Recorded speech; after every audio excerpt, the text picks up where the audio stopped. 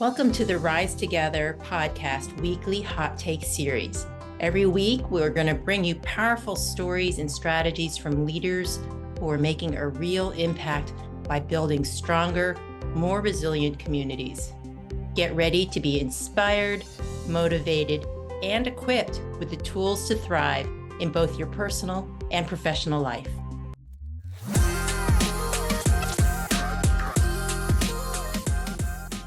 Hey everybody, I'm Beth Elmaris with the Foundation for Family and Community Healing. At the Foundation, we work with people and organizations to help them build strength and resilience for our ever-challenging and complex world. I'm really excited today. We have a great guest, Kimberly, who's the head of HR at Wellness Together. How are you doing, Kim? I'm doing great. How are you, Beth? Good. Thanks for coming. I love talking to HR pros because every organization across any field has human resources needs. So it's something we all have in common. Right. So you ready to get started? Yeah, let's do it. Excellent. All right. Can you tell me a little bit about Wellness Together? Yeah, so Wellness Together, we're a nonprofit organization. We're dedicated to supporting the mental health and well-being of students. So we provide mental health services on campus for K through 12 schools. And we partner with the schools to provide those services. We also offer free online training for anyone. And we have a variety of initiatives to promote mental health awareness and advocacy. So our goal is to ensure that everyone has access to mental health support that they need. Beautiful. Yes. Well, our organizations are very aligned, so that's great. And how big is the organization? Oh, we're about 250 employees. Wow, that's quite large. And where are you headquartered? We're headquartered in Roseville, California, and then we have a secondary site in San Diego. Excellent. So, what got you into HR in the first place? How did you end up in the field? Well, that's a fun story, I guess. So I was putting myself through school and happened upon a job that started out as a receptionist, and I was then moved up into HR as that function. So when I graduated college, I really liked what I was doing. So my degree was in liberal studies because my plan was to be a teacher. However, I didn't pursue that. I stuck with HR. And so I've been able to see it grow and change from, when I got started to what I do now. Yeah. Well, let's talk about that. What are some of the changes you've seen over the years? I mean, the field is ever evolving. Well, I think that there's a lot more on our shoulders. So when I started, we did a lot of just like personnel stuff. So managed benefits and made sure that, performance reviews were done, and we did the recruiting and things like that, which those things still are a big part of what we do. But the role has become, especially with post-COVID or the start of COVID, has really been how to create those safe spaces and connection with our employees. All of a sudden everyone was dispersed, and so having to build those and provide a lot of those mental health supports and engagement for our employees. So that has been, for me, the change. We're far more strategic than we were when I first started. Helping make decisions, go through organizational design, development, things like that to help organizations achieve what they're setting out to do. So human resources, humans are in our title. So, we're really part of that now. Yeah, very much so. And what do you think some of the challenges facing the field are right now?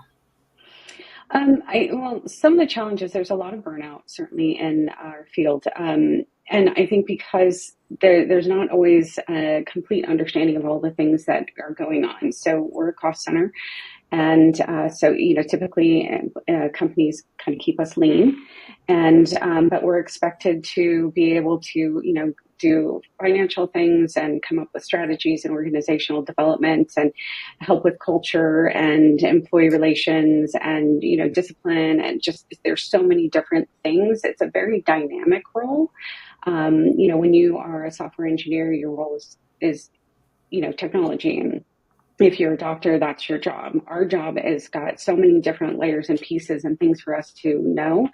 And usually when, leadership comes to us, it's kind of like, well, solve this. And so it's reminding everyone that we're great at creating plans and helping with the strategy, but we really need everyone on board. Yeah, absolutely. You're really partners in delivering of everything. Absolutely. Yeah, if we don't get the support and buy-in, then it's not going to go anywhere. Yeah, that's really key.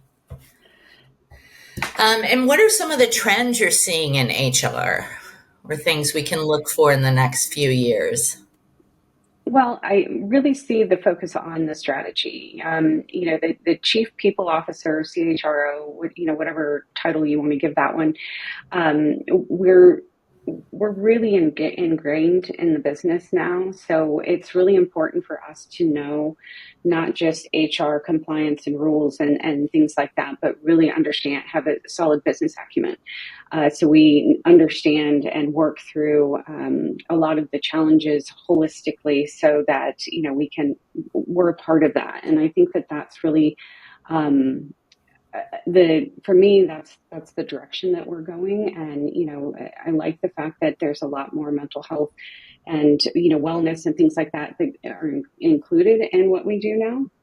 That it's part of the conversation. So, but for me, it's really, truly becoming part of the C-suite and driving the business forward. It's really interesting. Yeah, that's a big shift. So just talking about mental health and wellness, what are some of the policies or practices that your organization utilizes to support employees in those areas? Well, so the bulk of our employees are mental health specialists themselves. So they're on campus and working with students. They need a lot of support too, because they are individuals, oftentimes they're just one or two specialists on campus. Mm-hmm. So we have things called decompression sessions where they get together and they just kind of talk about the things that are going on within their schools and decompress really as part of that. And then we have a clinician of the day, so they can call in and get support that way. And then we also offer our employees unlimited, through like Teledoc, but unlimited access to mental health services. So there's a lot of those things that we really factor in. Recently, we had we lost a member of the team, and we brought in grief counselors and offered group and individual grief counseling to help support that. So we're very much focused on that. Another thing that I have implemented since I've been here is I send a reminder once a week for a 10-minute break, and I provide little suggestions that people can do from certainly taking a nature walk or things like that, but doodle or create a little staycation, goal or something like that. So taking your mind off of that and putting it into something positive. And a lot of people write back and are really appreciative of that as well. Oh, I love that idea. And easy to implement. Yes, very easy. Yeah, that's great. So for your organization, who are kind of your target clients? Or is it full school systems or? Yeah, we partner with school districts. So, like San Diego is one of our big ones that we partner with. So they contract with us, and then we provide certain number of days or hours of support to their school sites. Yeah, that's great because so many schools don't have school counselors, Well, MSWs, or lots of folks. yeah, and the ones that they have, I have an example from when my sons were in high school, and one of them needed some help, and um, there's one person, and they're responsible for multiple schools. Yeah. So the ability for them to actually get in and help students on that level is hard. We have a goal of within 24 to 48 hours, once a student's referred to us, that they are starting their counseling services with us.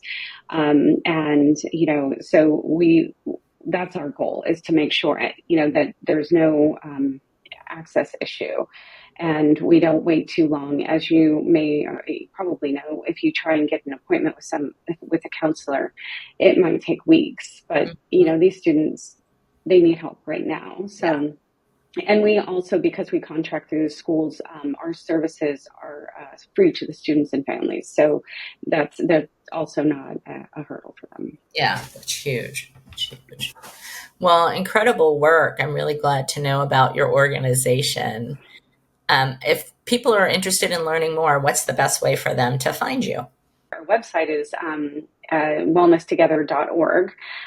So certainly there. We're also on, Instagram and Facebook and LinkedIn. Or, they can always reach out to me and I can get them in touch with somebody. Great. Great. Well, thank you so much. This was really interesting. I know folks are going to get a lot out of it. All right. Well, I appreciate it. We'll see you next time. Thank you for joining us today on our Rise Together podcast weekly hot take series. We hope you've been inspired by today's stories and strategies for building stronger, more resilient communities. Remember, resilience isn't just about bouncing back. It's about growing through every challenge to become bigger and better. If you've enjoyed this episode, please make sure to subscribe, leave a review, and share it with somebody who could benefit from these insights. Stay connected, stay resilient, and we'll see you next time.